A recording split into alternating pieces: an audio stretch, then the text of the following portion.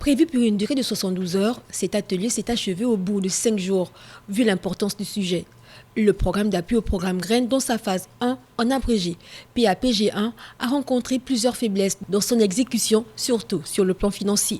Aujourd'hui, nous ne voulons plus affecter de l'argent pour des ateliers, pour des réunions dans des salles, mais affecter de l'argent sur des actions concrètes. Nous pensons qu'avec des décisions courageuses, comme nous avons vécu pendant les 5 jours avec des responsables de l'administration engagés, nous pouvons en 5 ans rattraper le retard que nous vivons aujourd'hui.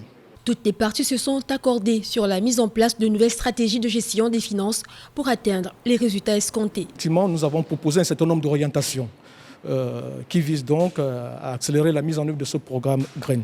Il s'agit notamment de faire adopter le plus rapidement possible le PTBA, qui est le plan de travail budgétisé annuel du programme Graines, de telle manière que le PAPG1, que nous avons comme partenaire la BAD, puisse s'exécuter rapidement sur le terrain. Pour aller plus vite vers la sécurité alimentaire, il faut mettre en place des grandes plantations.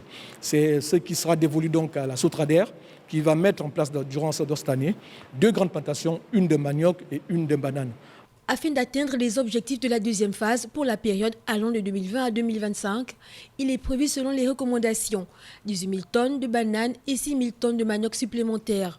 Le programme Graines, qui joue un rôle important dans le développement des cultures vivrières, participe sur le plan agricole aux objectifs du plan d'accélération de la transformation du gouvernement.